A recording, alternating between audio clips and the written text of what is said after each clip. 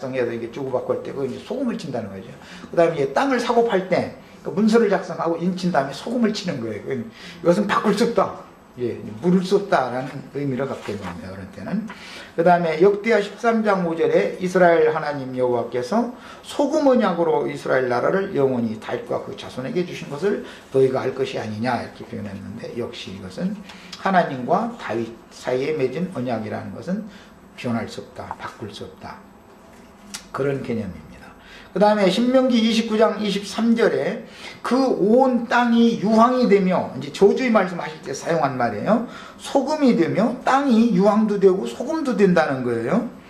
또 불에 타서 심지도 못하며 결실함도 없으며 거기 아무 풀도 나지 아니함이 옛적에 여호와께서 진노와 분한으로 회멸하신 소돔과 고무라와 아드마와 스보임의 무너짐과 같음을 보고 말할 것이요, 이렇게 표현했는데, 여기에서 나오는 소금 땅이라는 말은 이미 앞에서 그 소개를 드린 것처럼 인간의 마음이 저주, 축복의 마음이 저주의 마음이 되어, 축복의 땅이 저주의 땅이 되어져서 유황개펄, 그 다음에 소금 짠 땅, 소금기가 있는 개펄 땅과 같이 되어져서 그 땅에는 하나님의 은혜가 떠나고 저주가 임하여 개펄과 같은 마음이 될 것이다.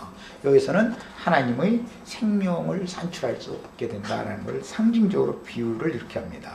그 다음에 엘리사가 가로되 새 그릇에 소금을 담아 내게로 가져오라 하며 저가 가져온지라 엘리사가 물그릇으로 나와서 소금을 그 가운데 던지며 가로되 여호와의 말씀이 내가 이 물을 고쳤으니, 그러니까 소금을 뿌려가지고 물을 고쳤다 그랬으니까 그 물이 부정한 물이었다라는 뜻인데, 그 샘물이라는 것은 사람들이 이스라엘 백성들이 마셔야 될 그 샘물이라는 것은 어느 교회의 모임에서 가르쳐주는 말씀 증거를 상징하는 말이죠. 그런데 거기에 전부 그 영혼들을 부패로 돌아가게 하고 병 걸려 죽게 만드는 말씀을 이렇게 가르쳤다는 것이죠.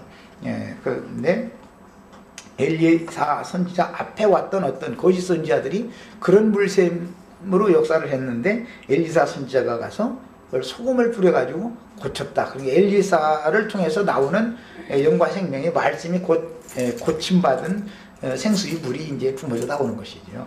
그것은 비유입니다. 그러니까 예수님이, 엘리야는 요한을 상징한다면 엘리사는 예수님을 이제 상징한 거였으니까, 요한의 뒤를 이어서 말씀을 증거하신 예수님이 오셔서 부패로 돌아가게 하는 유대교 지도자들이 교훈이 다 잘못된 것이고, 유대교의 회당이나 성전에서 가르쳐주는 모든 말씀들이 그것이 먹을 수 없는 동물이었다는 것이죠. 왜 예수님이 오셔서 그분의 입으로 나오는 말씀을 통해서 소금을 갖다 이제 친 거죠. 유대교 회당이나 성전에서 가서 소금 뿌리러 간 거죠, 말하자면.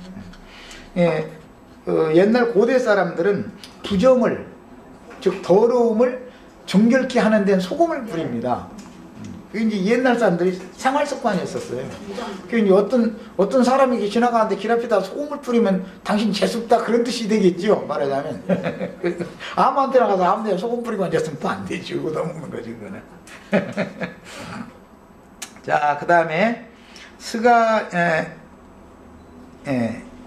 에스라 4장 14절에 우리가 이제 궁의 소금을 먹는 거로 왕의 수치당함을 참아 보지 못하여 본의 왕에게 고하오니, 이렇게 표현했을 때, 고대에는 소금을 국가의 전매품으로 정하여 나라가 소금을 관리하였기 때문에 왕의 소금을 먹었다라는 것은 국가의 녹을 먹는 월급을 받았다. 여기서는 표현을 그런 의미를 한 말입니다. 그 다음에 이제 여러 가지의 이제 말씀들이 많이 나오는데, 신약에서 몇 절 보겠습니다. 너희는 세상의 소금이니, 이거 마태복음 5장 13절, 소금이 만일 그 맛을 잃으면 무엇으로 짜게 하리요? 여기서 예수님은 맛을 강조했죠. 그 다음에 세상의 소금이라고 말씀하실 때는 세상의 모든 부패로부터 정결케 지켜지는 것, 그러니까 보존되는 것과 맛을 내는 것 두 가지를 예수님 염두에 두고 하신 말씀입니다.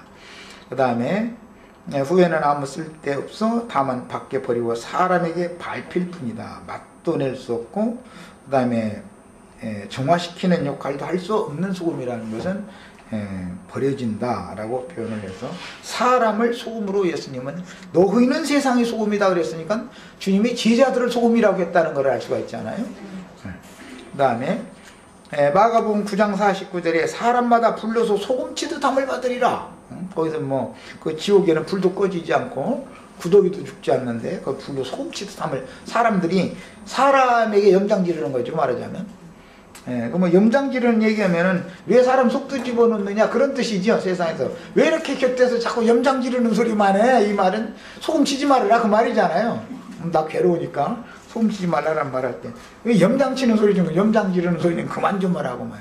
이제 이런 표현을 이제 많이 하는데 이것이 성경에서도 이제 그런 의미입니다. 생선이나 채소에 소금을 치는 것은 부패를 막고 간을 맞추어서 맛을 내게 하기 위한 것인데 지옥에서는 불로 사람의 영혼에게 소금을 치듯 한다고 하셨으니 생선으로 젓갈을 담을 때 소금을 골고루 뿌리듯이 꺼지지 않는 하나님의 진노의 불로 모든 이 생에 살아있는 동안에 생존 세상에서 처리받지 못한 모든 육성들을 영원토록 진노의 불로 불사른다 라는 표현입니다. 이 생에 살아있는 동안에 소금을 많이 소금침을 많이 당해야죠. 그러니까 소금침을 많이 당해가지고 육성이 끝나가지고 주님의 나라에 들어가면 소금침을 당하지 않아도 되는데 혈육의 성정이 그대로 세상 말은 이제 꼬장꼬장에 살았다 그러는데 부성갈 이런 거 그냥 억센 상태 이제 비유죠. 그대로 이 생 너머에 가면 영원토록 불로 소금을 친다는 것이죠. 이 생에서 잠시 잠깐 사는 동안에 불로 소금 치는 것을 많이 당하는 것이 그러니까 영생에 가서 불로 소금 치는 것을 당하지 않을 수 있는 거리를 제공받는다는 걸 알 수가 있습니다.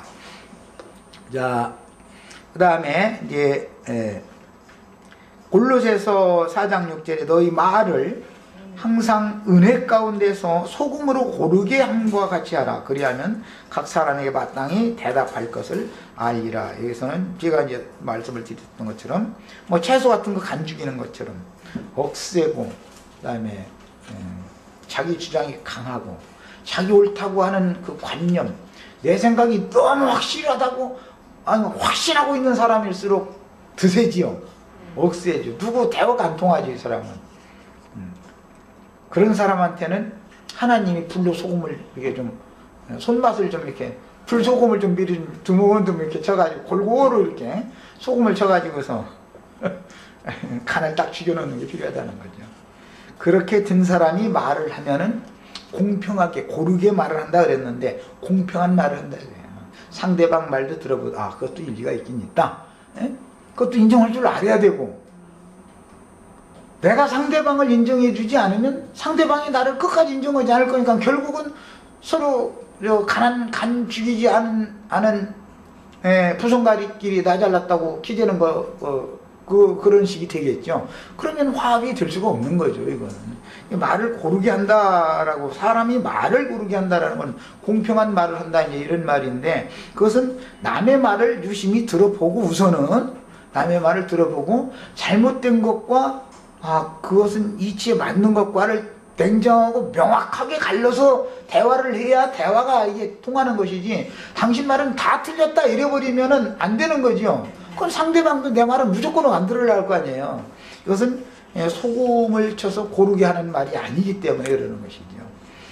억센 부성가리와 같은 거예요. 말이라는 것도 이처럼 어떤 숨을 죽이게 해서 고르게 하는 말이 나올 수도 있고 억세고 거친 말을 막 그냥 함부로 자기 주장이 너무 옳으니까 그래요. 자기 생각에는 그 자기가 너무 맞고 확신 있게 옳으니까 그렇게 하는 건데 그거는 소금칠 필요가 있다는 거죠. 그런 말에다가는 하나님의 말씀은 참 너무 영적인 의미가 깊죠.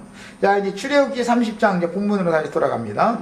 30장 36절에 회막안 증거궤 앞에 두라 그랬는데 분향할 향을 두는 정확한